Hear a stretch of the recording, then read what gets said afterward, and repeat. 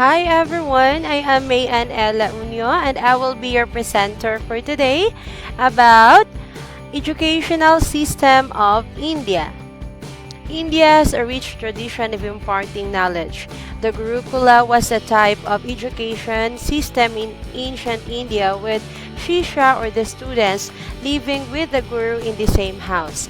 Nalanda was the oldest university system of education in the world. Students from across the world were attracted to Indian knowledge systems. Many branches of knowledge system had its origin in India. Education was considered at a higher virtue in ancient India. India ranks 92 in education among 145 countries. Individual excellence, multitasking abilities, and being overcommitted, always not by passion but by compulsion too. Indian workforce did leave great impacts and developments of many nations in the world outside India. People are less unemployed and some of them are even freelancing or rather self-employed. One of the best positive things is that child labor has gone down to an excellent extent. There are also reservation systems available for the socially underprivileged people. India's higher education system was ranked 26th in the world in the QS Higher Education System Strength Rankings 2018 and is especially well known for the quality of its education in engineering and technology subjects, spearheaded by the Indian Institute of Science, Bangalore. The 2020 report published in 2019 is based on 153 countries. India ranked 112. India is behind the neighboring countries like China, Nepal, Sri Lanka, and Bangladesh. Education in India is primarily provided by public schools, controlled and funded by the government at three levels: central, state and local, and private schools. Under various articles of the Indian Constitution, free and compulsory education is provided as a fundamental right to children aged 6 to 14. The Modi government announced the new Education Policy 2020, which brings about several major reforms in education in India. Among the major reforms, the 10 plus 2 structure in the schooling system has been replaced by a 5 plus 3 plus 3 plus a 4 structure, which will include 12 years of schooling and 3 years of Agawandi and preschooling. These are the present pyramidal structure of Indian education system. We have first the pre-primary levels, age 5 to 6 years. Then we have the primary or the elementary level from 6 to 14 years of age. The elementary level education is guaranteed by Indian Constitution under Article 21A. For this level, the government has introduced Sarva Shiksha Abhiyan or SSA under the Right to Education Act. We have also the secondary level age group between 14 to 18. For this level, the government has extended SSA to secondary education in the form of Rashtriya Madhyamik Shiksha Abhiyan. As for the higher education, generally we have three levels: the undergraduate education, the postgraduate education, the MPhil education, and the PhD education. To cater to the requirements of higher education, the government has introduced Rashtriya Uच्चतर Shiksha Abhiyan or called RUSA. Here is we have the philosophy of Indian. Indian philosophy refers to philosophical traditions of the Indian subcontinent. A traditional classification divides Astika and Nastika schools of philosophy, depending on one of three alternate criteria: whether it believes the Vedas as a valid source of knowledge, whether the school believes in the premises of Brahman and Atman, and whether the school believes in afterlife and Deva. Some of these philosophy are the following: the principle of karma. Karma refers to good intent and good deeds contribute to good karma and happier rebirths, while bad intent and bad deeds contribute to good karma and bad rebirths. They also believe in samsara, which is the concept of rebirth and cyclicality of all life, matter, and existence. As for their creator, they have Brahma, Vishnu, and Shiva. They also believe in ahimsa and vegetarianism, which means to hurt another being is to hurt oneself. That's why they don't eat meat. Indian philosophies share many concepts such as dharma, karma, samsara, reincarnation, dukkha, renunciation, meditation, with almost all of them focusing on the ultimate goal of liberation of the individual through diverse range of spiritual practices. They differ in their assumptions about the nature of existence as well as the specifics of the path to the ultimate liberation, resulting in numerous schools that disagreed with each other. Their ancient doctrines span the diverse range of philosophies found in other ancient cultures. The philosophy of Orthodox schools, a standard list of 6 Orthodox schools, and these are the 6 philosophies, all of which accept the testimony of the Vedas. First is Samkhya, is one of the 6 Astika schools of Indian philosophy. It is most related to the Yoga school and Hinduism, and it was influential on other schools of Indian philosophy. It forms the theoretical foundation of yoga. Samkhya epistemology accepts 3 of 6 pramanas or proofs as the only reliable means of gaining knowledge. This school believes in perception, inference, and word or testimony of reliable sources, sometimes described as one of the rationalist schools of Indian philosophy. This ancient school's reliance on reason was exclusive but strong. Aside from Samkhya, we have also the school of yoga, Nyaya, Vasisika, Purva Mimamsa, and Vedanta. The philosophy of heterodox schools. First, Ajnana philosophy. They held that it was impossible to obtain knowledge of metaphysical nature or ascertain the truth value of philosophical propositions. And even if knowledge was possible, it was useless and disadvantageous for final salvation. The second one, we have the Jain philosophy. Jainism places strong emphasis on non-violence and relativity of viewpoints as a means of spiritual liberation, ideas that influence other Indian traditions. The third, we have Buddhist philosophy. Buddhism shares many philosophical views with other Indian systems, such as belief in karma, a cause and effect relationship, samsara, ideas about cyclic afterlife and rebirth, dharma, or the ideas about ethics, duties, and values, impermanence of all material things and of body, and possibility of spiritual liberation, nirvana or moksha. The Ajivika philosophy, which is known for its Niyati doctrine of absolute determination or determinism or fate. The premise that there is no free will, that everything that has happened is happening and will happen is entirely preordained and function of cosmic principles. And the last one, we have the Charvaka philosophy, which holds direct perception, empiricism, and conditional inferences as proper sources of knowledge. The policy and practice of education in India. The Right to Education Act, or RTE, is important legislation that marks a watershed in the education system in India. With its enactment, the right to education has become a fundamental right in the country. The Right of Children to Free and Compulsory Education Act, or Right to Education Act is an act of the Parliament of India enacted on August 4, 2009. Which describes the modalities of the importance of free and compulsory education for children between 6 and 14 in India under Article 21A of the Indian Constitution.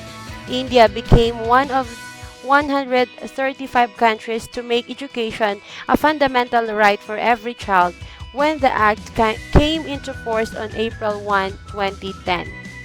These are the main features of Right to Education 2009, free and compulsory education to all children of India in the 6 to 14 age group. No child shall be held back, expelled, or required to pass a board examination until the completion of elementary education. If a child above 6 years of age has not been admitted in any school or could not complete his or her elementary education, then he or she shall be admitted in a class appropriate to his or her age.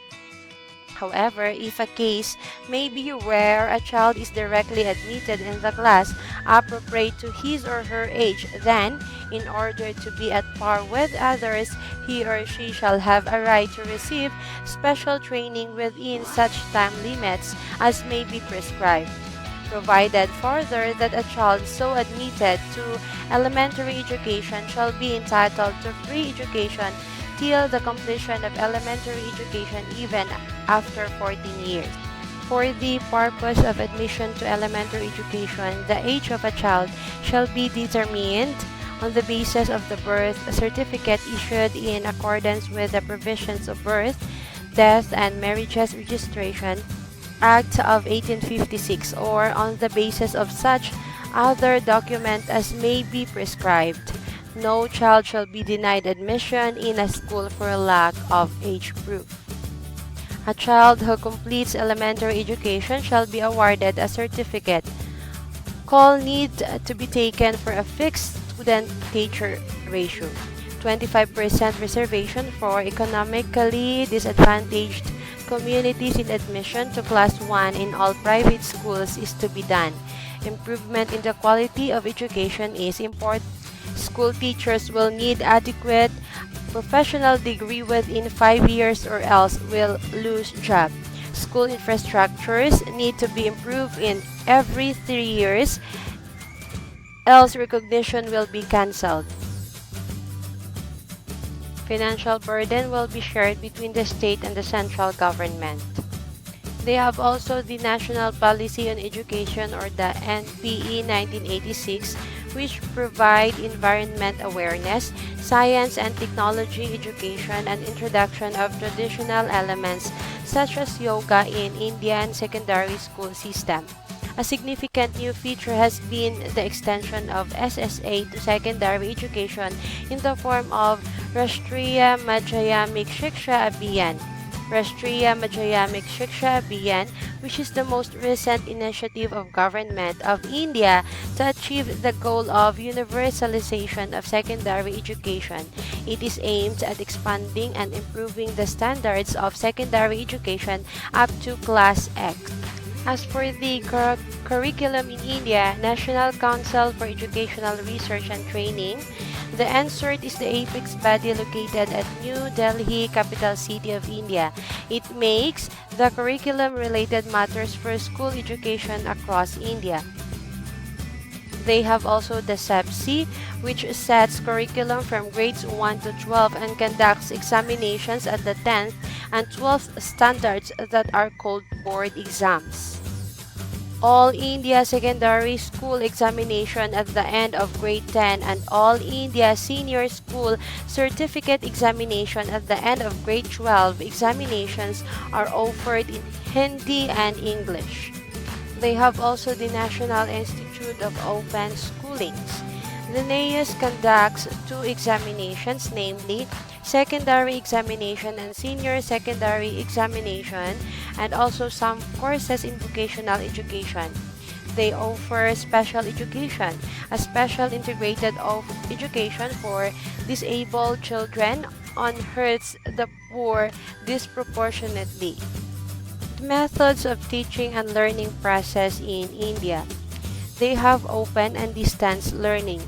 At the school level, Board of Open Schooling and Skill Education, National Institute of Open Schooling provides opportunities for continuing education to those who missed completing school education. 1.4 million students are enrolled at the secondary and higher education level.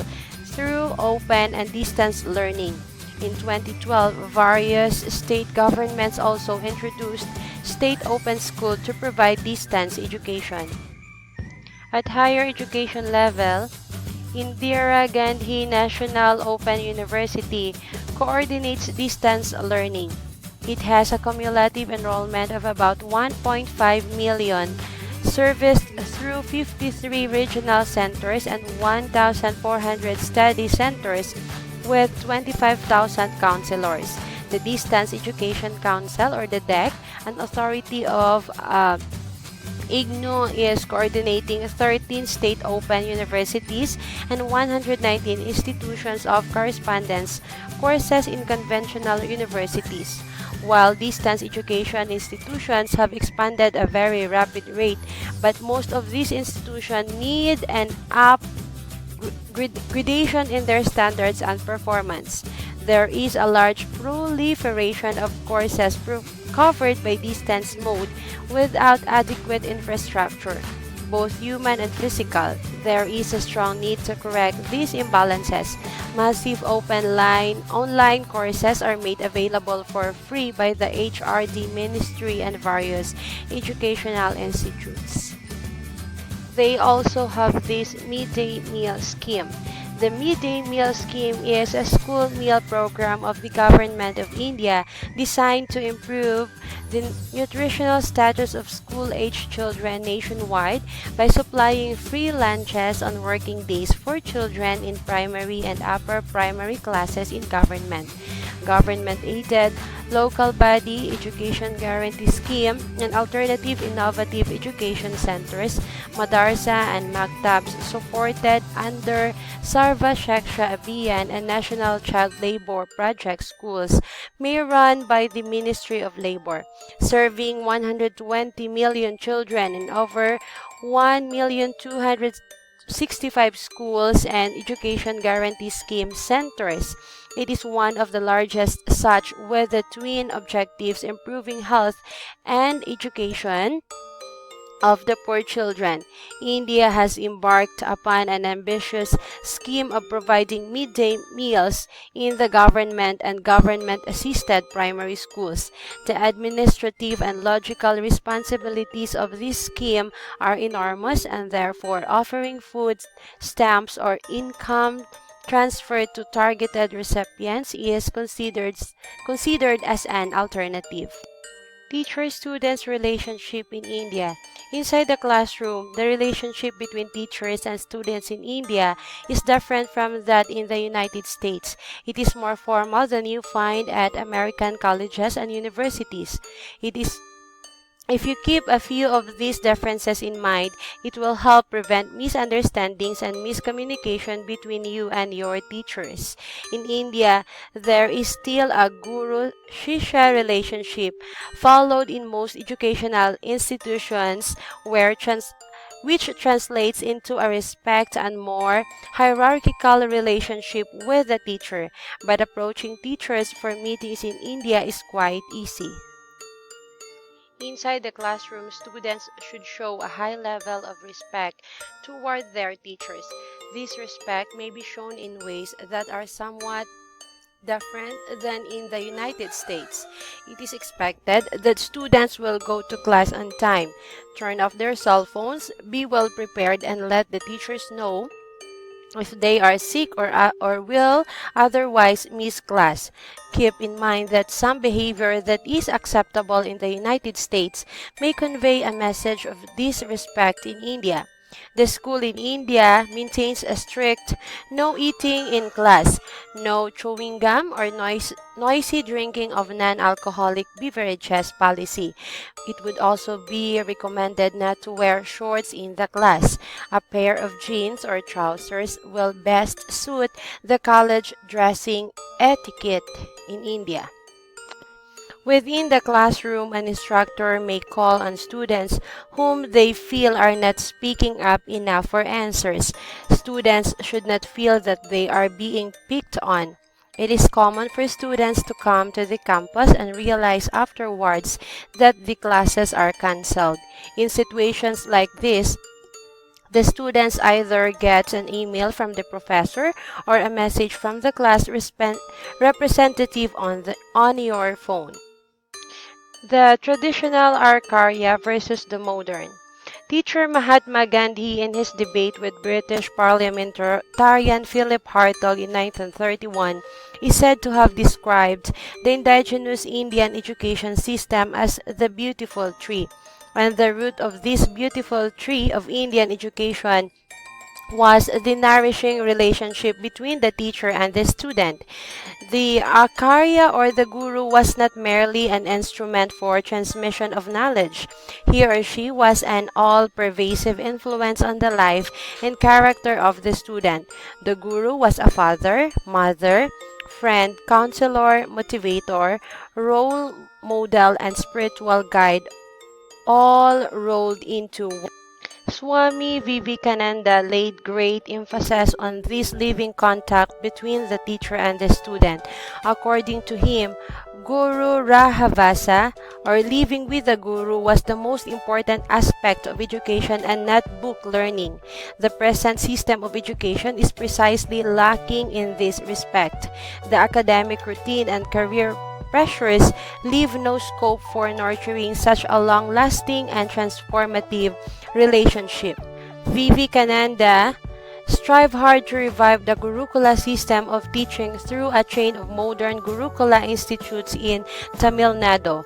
In his classic work, India National Education, he chastises the modern teacher for having become a lifeless automation. It is contact between man and man that shapes life. Book learning doesn't take us far. Important among the influences which the pupil is open to the personal contact with the teacher.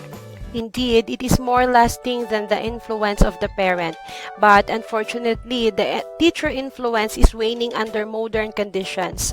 Like an automation, the teacher now walks into the class at the appointed time. He delivers as best as he may his intellectual load. As at the stroke of the hour, he mechanically walks out. He has neither the time nor the urge to cultivate intimacy with the thought. Life does not come in contact with life, and nobody seems to notice the void. Vivekananda believed that education becomes effective and fruitful only to the extent to which there is personal touch between the teacher and the taught. We also have here the traditional Shishya versus the modern students.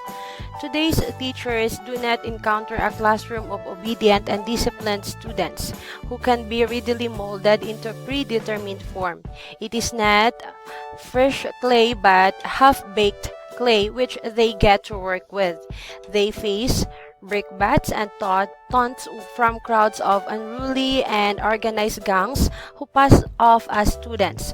Most of the teachers' energy is spent in breaking down barriers of indifference, scorn, arrogance, rebellion, and other negatives which have come to characterize the mind of the student. The tragic case of Professor Harbahan Singh, Subwar Hall of Madhav College, Ujjain, who died recently when he was beaten up by a mob of students who were protesting cancellation of students' elections, is a shocking example of the grim state of affairs prevalent today. In addition, technology and mass media exert an enormous influence on the student community today, and it is not something one can count as a positive influence on the whole. It is the newspaper wala and the celebrity who dictates how the students should live and what lifestyles they should adopt, what is cool and what is not cool for them. Many seem to entertain the fancy that the internet will soon replace the classroom and there will be no further need for teachers. When the Anna University Vice Chancellor imposed a ban on cell phones and vulgar clothing on the campus, some of the students did not hesitate to put pressure on him to withdraw this decision by giving interviews to the media. He was branded as an obscurantist and a moral policeman, out of tune with the times. Valentine's Day celebrations and low-rise jeans have become the trendy symbols of modern college life. The pitiable part is that the youth justify their delinquent behavior and conduct today in the name of human rights and freedom. It's my life and I shall do whatever I want to do with it. According to them, freedom means the right to smoke, drink, watch pornography, and flirt with the opposite sex. That this selfish notion of freedom violates the freedom of other constituents of the society they live in and has a harmful effect on the whole, never occurs to them. This is the vicious circle in which Indian education is caught today. Alright, so here we have the foundational stage or the pre-primary schooling of education in India.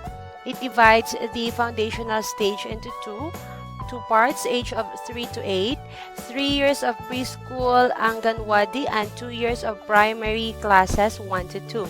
Most students can start their education at age of 3. The focus of studies will be in activity-based learning. Next, we have the elementary education. Here we have a picture of the students, Indian school children at a school in Jodhpur, Rajasthan. After pre-primary education, students will enter primary education in the age group of 8 to 11 years, where they will study in classes 3, 4, and 5. Teachers will put more emphasis on the students' health, analytical skills, mathematical approach, reasoning, logical thinking, and creative thinking. Classes will be more engaging and pedantic than book-based learning.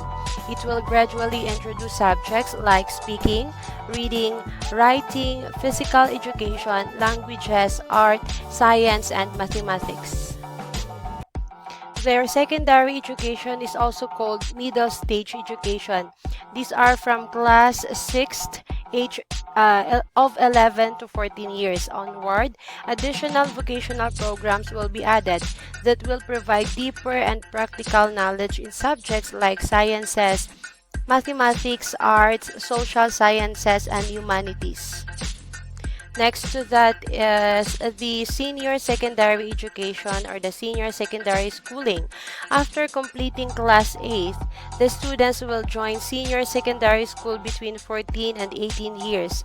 It is again subdivided into two parts, classes 9 and 10 covering the first phase while classes 11 and 12 covering the second phase. For the tertiary education, students may opt for vocational education or university education. As for the vocational education, India's All India Council for Technical Education reported in 2013 that there are more than 4,599 vocational institutions that offer degrees, diploma, and post-diploma in architecture, engineering, hotel management, infrastructure, pharmacy, technology, town services, and others. There were 1,740,000 students enrolled in these schools. Total annual intake capacity for technical diplomas and degrees exceeded 3.4 million in 2012. Here is a picture showing the computer class at the College of Kolkata.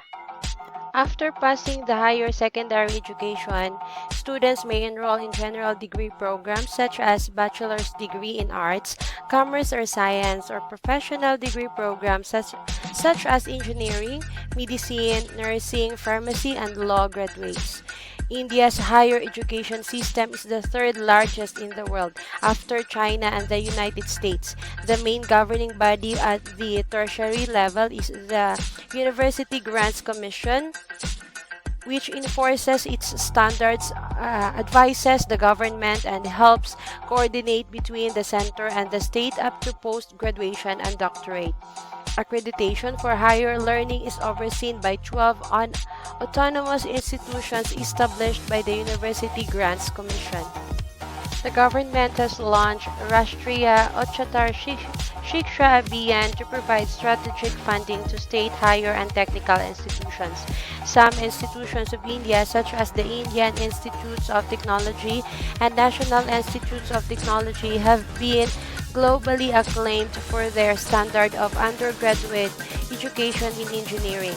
Several other institutes of fundamental research, such as the Indian Institute of Science, Indian Association for the Cultivation of Science, Tata Institute of Fundamental Research, Harish Chandra Research Institute, Indian Institute of Science Education and Research, are also acclaimed for their standard of research in basic sciences and mathematics. Here is we have the picture showing the different institutes found in India. First, we have the Indian Institute of Technology, Mumbai, the IIM Calcutta's auditorium, and the Indian Institute of Management, Calcutta, Kolkata. From the first five-year plan onwards, India's emphasis was to develop a pool of scientifically inclined manpower. India's national policy on education provision for an apex body for regulation and development of higher technical education, which came into being as the All India Council for Technical Education in 1987 through an Act of Indian Parliament. At the federal level, the Indian Institutes of Technology, the Indian Institute of Space Science and Technology, the National Institutes of Technology, and the Indian Institutes of Information Technology are deemed of national importance. The Indian Institutes of Technology and National Institutes of Technology are among the nation's premier education facilities. The UGC has inter-university centers at a number of locations throughout India to promote common research. For example, the Nuclear Science Center at the Jawaharlal Nehru University, New Delhi. Besides, there are some British established colleges such as Government Engineering College, Jabalpur Harcourt Butler Technological Institute situated in Kanpur, and King George Medical University situated in Lucknow, which are important center of higher education. The best part of Indian education system was and is in its rote learning, Kanthastha, as it was in ancient India. This stimulates the mind, body, and soul, improves concentration, and bursts the stress. That ends my presentation for today, and thank you so much for listening.